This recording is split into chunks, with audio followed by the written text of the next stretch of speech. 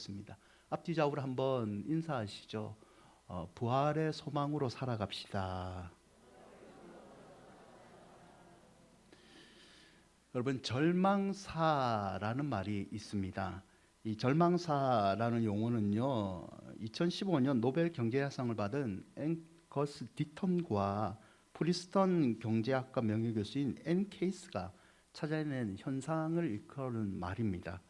두 사람은 1999년부터 2017년 사이에 미국 백인 중년층의 사망률이 증가한 원인을 연구를 합니다. 의료기술이 발달하고 수명의 기대치가 늘어났는데 왜 유독 미국의 중년층의 사망률이 높을까라는 고민에서 시작된 연구이죠. 연구 결과 자살과 약물 중독 그리고 알코올 중독이 사망률의 증가를 이끌어냈다는 보고를 하게 됩니다. 두 사람은 자살, 약물 그리고 알코올 중독의 근본적인 원인이 절망감, 박탈감이라는 것을 찾아내고 절망사라는 이름을 붙입니다. 디턴은 연구 결과를 모아서 절망의 죽음과 자본주의의 미래라는 책을 발간을 하는데요. 절망사라는 유행병이 앞으로도 걷잡을 수 없이 확산될 거라고 인류에 경고를 합니다. 특히 우리나라, 한국을 가리켜 OECD 가입국 중에서 자살률 1위를 기록한 한국은 절망사 문제를 심각하게 여겨야 된다라고 경고하기도 합니다. 대통령 직속 정책기획위원회가요, 한국의 절망사 연구 원인 분석과 대안 제시라는 보고서를 낸 적이 있습니다. 이 보고서는 지난 20년 동안 우리나라의 절망사가 얼만큼 늘어난지를 보여주는 자료인데요. 사진을 보여주시면 2000년도에 절망사로 분류되는 죽음은 8,800명 정도였습니다. 알코올에 의한 죽음이 2,500명, 약물이 12명, 자살이 6,200명 정도였죠. 하지만 20년이 지난 뒤에는요, 알코올로 인한 절망사가 4,900명 정도 됩니다.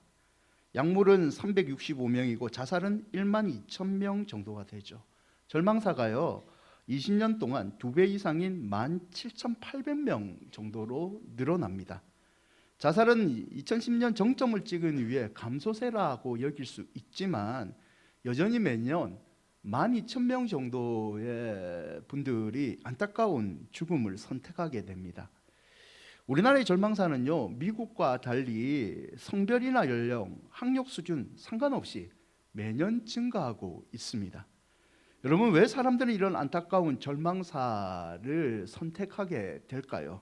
이 절망이 늘어나는 이유가 뭘까요? 여러 가지 요인이 있겠지만 의지할 대상과 그들이 가졌던 신념이 무너졌기 때문입니다. 한 전문가가 이런 현상을 얘기하기를 독립해서 혼자 생활하는 사람들이 늘어나면서 물리적으로 느끼는 단절감과 심리적인 외로움이 함께 커지기 때문에 사람들은 절망사를 선택한다라고 얘기하죠. 여러분, 신앙생활을 하면서 극복해야 되는 게 바로 실망에서 기인한 절망과 낙담입니다. 고난이 쌓일 때 하나님의 관점을 바라보고 믿음으로 이겨내야 됩니다. 하지만 쉽지 않습니다. 우리 청년들은 기도하고요, 기도 가운데 직장을 선택합니다. 직장에 들어가서요, 하나님의 비전을 찾지 못합니다. 믿음으로 이겨내라고 주변에서 격려를 하죠. 조금만 버티면 된다. 너무 힘듭니다. 내가 이런 대접 받으려고 수십 년 동안 준비했는가. 하나님을 의지하라고 가르침을 받지만 가르침은요, 가르침에 불과합니다. 현실에 이루어지지 않음을 보고 비전을 잃어버리고 절망을 넘어 낙담을 넘어 환멸을 경험하게 되죠. 오늘 누가복음 24장에 나오는 두 사람이요, 이 낙담, 절망을 경험한 사람입니다. 누가복음 24장 13절에 보면 두 사람은 예루살렘에서 25里되는 엠마오로 내려가고 있었습니다. 예루살렘에서 25里, 약 11.4km로 성인 남성의 걸음으로 3-4시간 되는 거리입니다. 예수님과 함께 했다는 이 두 사람은요, 엠마오에 있는 집으로 가는 것 같습니다. 24장 13절에 둘이라는 표현의 두 사람은 12제자는 아닙니다. 왜냐하면 24장 33절을 봤을 때 그들이 다시 예루살렘에 들어왔을 때 11제자, 가룟유다를 제외한 11제자와 함께 있는 자들이 모여 있다는 표현으로 봤을 때 이 두 사람은 12제자가 아닌 주와 함께 했던 다른 제자인 것 같습니다. 18절에는 두 사람 중에 한 명의 이름을 밝히는데요, 글로바라고 얘기를 하죠. 두 사람 중에 한 명의 이 글로바의 이름은요, 요한복음에 나오는데 요한복음 19장 25절을 보면 예수님이 십자가에 돌아가시기 전에 그 곁에 있었던 사람들, 어머니, 이모, 그리고 글로바의 아내 마리아, 막달라 마리아가 함께 있다는 기록이 있습니다. 그렇다면 엠마오로 가는 두 사람 중에 한 명은 글로바이고 그 옆에 있었던 또 한 사람은 그의 아내인 마리아일 확률이 높습니다. 두 사람은 함께 엠마오로 돌아갑니다. 주님께서 자기들과 함께 유하자고 권유한 거로 봐서 이들은 부부일 가능성이 많고 평소에 주님과 친분이 높은 관계입니다. 예수님이 십자가를 질 때 이 부부는요, 예루살렘에 있었습니다. 그리고 아내인 마리아는 예수님의 십자가 아래까지 끝까지 쫓았던 사람 중에 한 명입니다. 평소에 이들은 주님과 친분이 돈독한 제자였기 때문에 부활하신 이후에 주님께서 친히 이들에게 찾아오신 겁니다. 그런데 여러분, 왜 주님과 돈독한 제자였고 십자가에 끝까지 쫓아갔던 이 부부가 고향으로 돌아가고 있을까요? 왜 다시 고향으로 돌아가고 있을까요? 24장 14절을 보세요. 이 모든 일을 서로 이야기하더라. 문자적으로 표현하면 신중하게 어떤 일을 논의하고 있었다라는 말입니다. 22절과 23절에 보면 그들이 논의한 거에 관해서 얘기하고 있는데 그 논의하고 있는 것은 부활입니다. 새벽에 어떤 여자들이 무덤에 갔는데 예수님이 시체를 보지 못했다고 한다. 여러분, 이들은요, 부활 아침에 예루살렘 떠나기 전에 예수님이 부활했던 소식을 이미 들었습니다. 그래서 집으로 돌아가기 전에 잠시 망설였을 겁니다. 하지만 끝내 고향으로 향하고 있다는 것은요, 이 사람들은 부활의 소식을 들었지만 부활을 믿지 않았다는 증거입니다. 그러면 왜 믿지 못했을까요? 예수님과 친분이 어느 정도 있었고 그리고 부활하신 주님이 찾아올 정도로 예수님 믿는 사람이었는데 부활의 소식도 들었는데 왜 진심으로 부활을 믿지 못하고 고향으로 돌아갔을까요? 낙담입니다. 자기들의 신념이 무너졌기 때문이죠. 예수님이 돌아가시는 과정, 특히 십자가 밑에서 예수 그리스도가 하나님의 아들이라고 하는데 처참한 고통을 당하시고 십자가형을 당하는 죽음을 목격한 다음에 그들은 낙담을 했던 겁니다. 누가복음 24장 15절을 보면 예수께서 그들에게 다가오십니다. 부활하신 주님이죠. 부활하신 주님이 다가와서 그들이 무엇을 얘기하고 있는지 질문을 합니다. 그런데 16절에 보면요, 이들은요, 눈이 가려워져서 부활하신 예수님을 알아보지 못합니다. 눈이 감겼다. 낙담이요, 모든 것을 집어삼켜버린 겁니다. 부활하신 주님이 눈앞에 있는데도 자기 마음 가운데 신념 무너지고 낙담하니까 예수님을 알아보지 못한 거죠. 17절에 예수님이 너희가 길가면서 서로 주고받은 일이 뭐냐라고 물으시죠. 믿음의 반응을 유도하십니다. 18절에 글로바가 대답을 하죠. 십자가 처형 사건을 얘기하고 있다.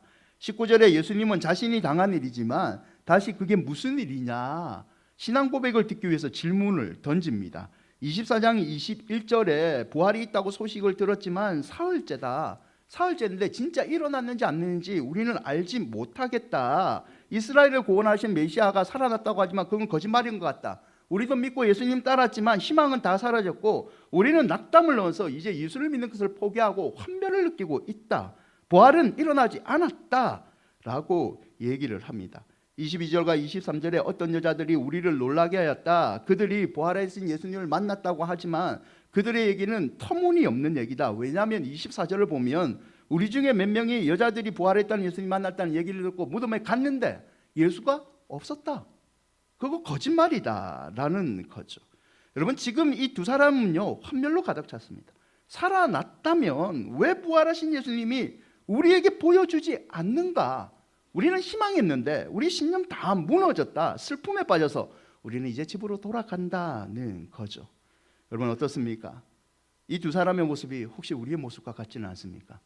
믿음을 지키다가 침체와 환멸로 여러분 마음이 휘어잡힌 적은 없으십니까? 부활하신 예수님이 살아계신다면, 하나님 살아계신다고 하는데 내 집을 둘러싸고 있는 이 문제를 왜 침묵하고 계십니까? 우리 자녀들의 앞길을 열어주신다고 약속했는데 우리 자녀들 노력했는데 왜 예수 믿지 않는 사람보다 더 못되고 있습니까? 부활하신 주님 어디 있습니까? 내 신년 다 무너졌습니다. 여러분, 부활은요, 첫째는 낙담을 녹여버립니다. 24장 25절에 보면 예수께서 이제 이들의 마음을 회복시키십니다. 마음에 더디 믿는 자들이여 라는 표현을 쓰시죠. 육체적인 수준에만 머물지 말고 영적인 것을 인식 못하는 자들이여, 너희들 선지자를 말하는 것을 더디 믿고 있다. 부활을 알고는 있지만 진심으로 믿지 않았다.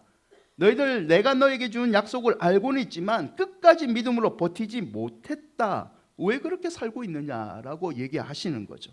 그러면서 26절과 27절에 예수 그리스도의 본래의 의미를 다시 가르쳐 주십니다. 고난을 받고 자기 영광에 들어가야 하는 것, 십자가를 지고 고난받고 그 메시아는 시간적 제약을 받지 않고 생명과 운명을 주관하신 주권자이시다. 하나님의 영원한 계획이다. 이것을 너희들 다시 믿어라 라고 권면하시죠. 24장 32절인데요, 함께 읽어볼까요? 그들이 서로 말하되 길에서 우리에게 말씀하시고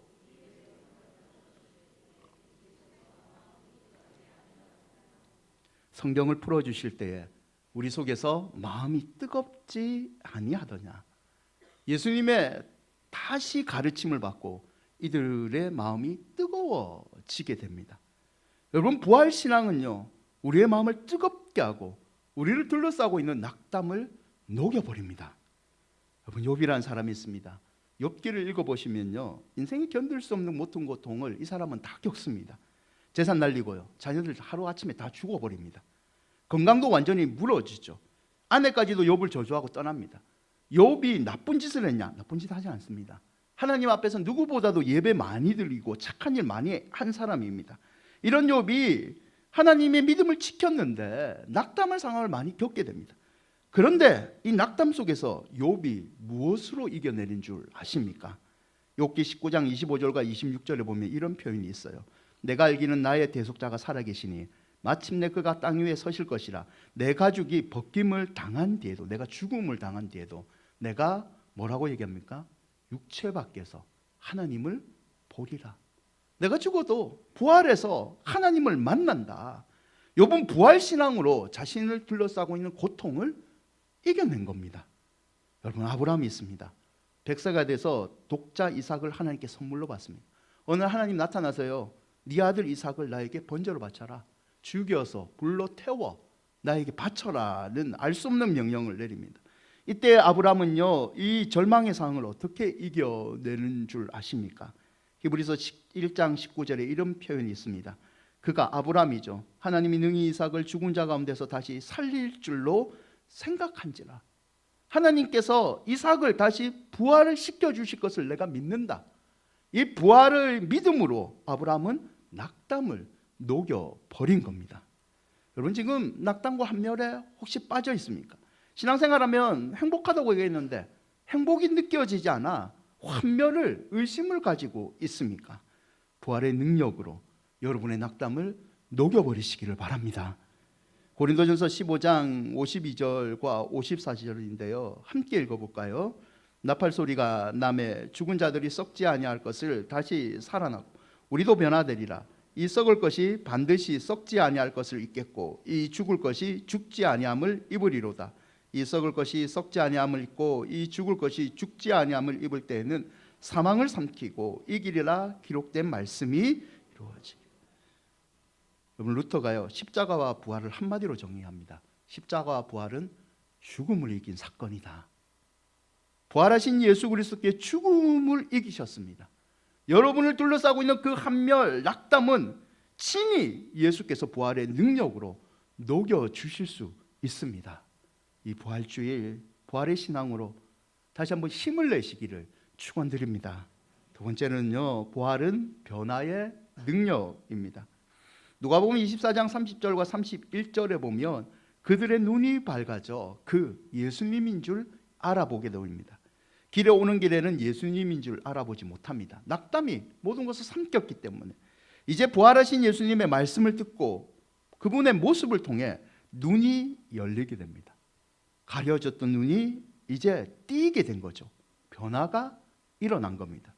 부활은요, 성도에게 변화를 가져오는 축복을 줍니다. 여러분, 사도 바울이 있습니다. 종교적인 열심을 가지고 있는 사람이죠. 그는 교만한 사람이었습니다. 하지만 다메섹 도상에서 부활하신 예수 그리스도를 만난 다음에 삶의 태도가 바뀝니다. 고린도전서 15장 8절과 10절에 보면 바울은 부활하신 예수님을 만난 다음에 자신을 가리켜 얘기하기를, 나는 맨 나중에 만삭되지 못한 자이다. 나는 가장 작은 자이다. 끝절에 보면 이 모든 것은 내가 한 것이 아니라 오직 나와 함께 하신 하나님의 은혜이다. 성품이 변화된 거죠. 부활은요, 여러분, 변화의 능력입니다. 예수님을 십자가에 끝까지 지키지 못하고 도망쳤던 겁쟁이 제자들은요, 부활하신 예수님을 만난 다음에 자신의 목숨을 내어 던집니다. 예수의 복음을 전하다가 거의 다 순교를 하게 됩니다. 여러분, 성경은 부활을 기념하라 할 것이 아니라 부활을 체험하라고 우리에게 강조하고 있습니다.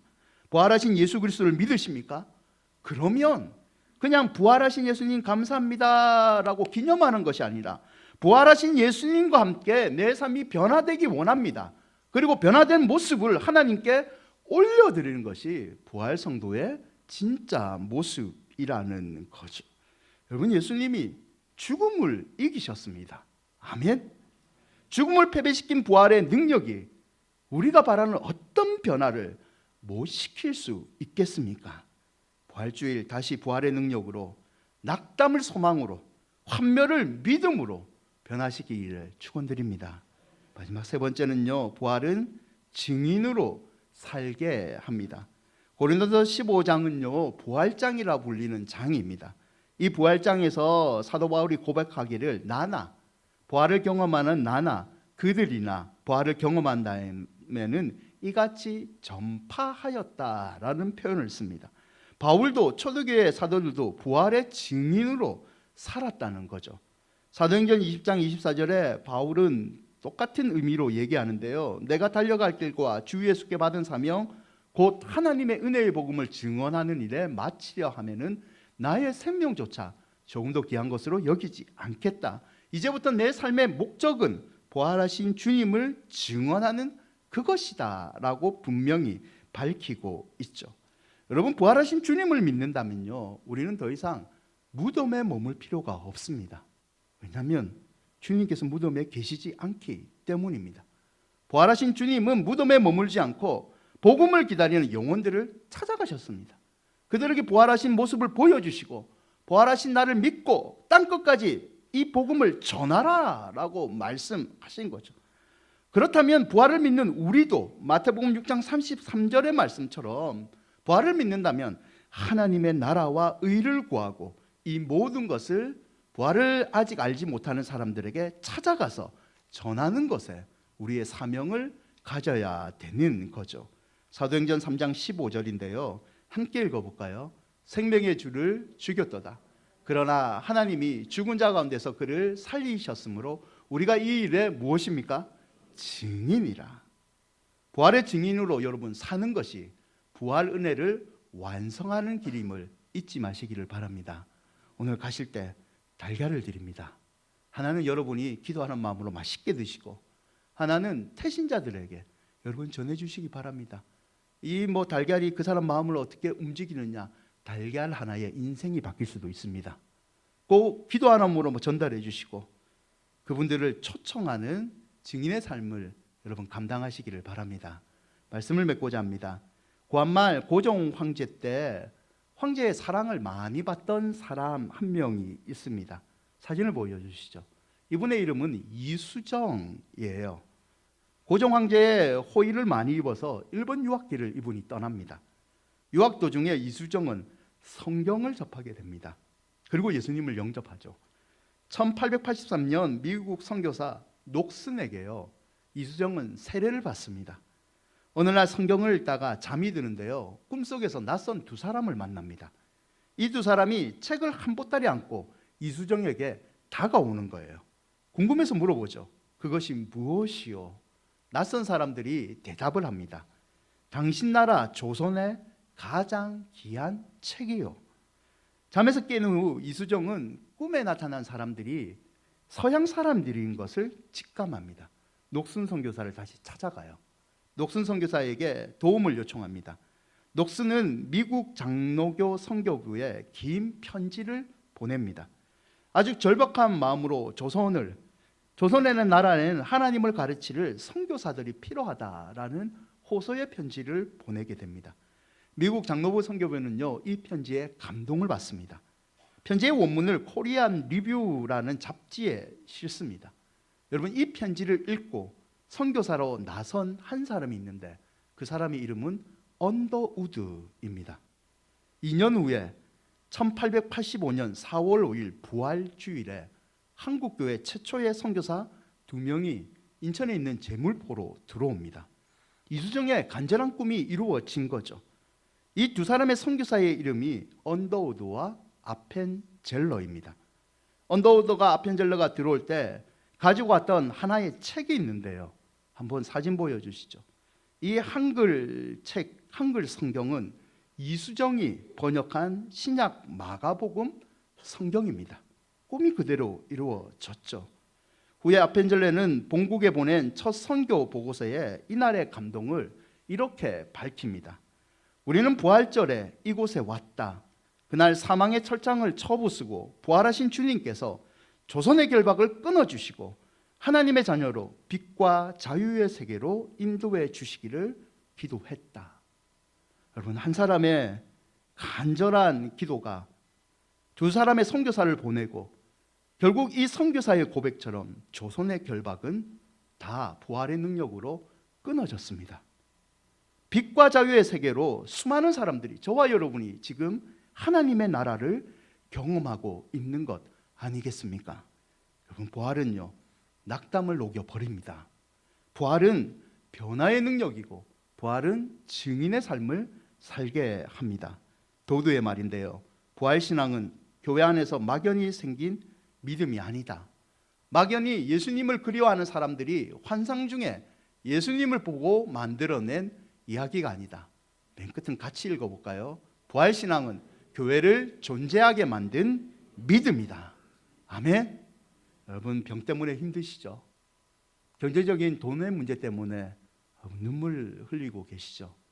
가족관계와 아이들의 앞길이 막히지 않는 거 보고 내가 어떻게 해주고 싶은데 어떻게 해줄 수 없어 답답하지 않습니까? 부활하신 예수 그리스도를 다시 한번 바라보시기를 바랍니다. 부활의 능력을 주신 그분께서 여러분의 삶의 모든 문제를 뚫어주시기를 축원드립니다. 우리 찬양하시죠.